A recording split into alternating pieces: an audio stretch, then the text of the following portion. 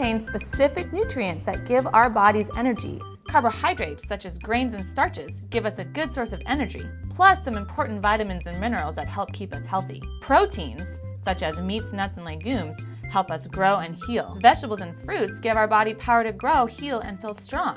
Dairy is an excellent source of calcium that helps build strong bones. To make sure our body gets all the nutrients it needs, meals and snacks should contain protein, grain, fruit, and vegetable.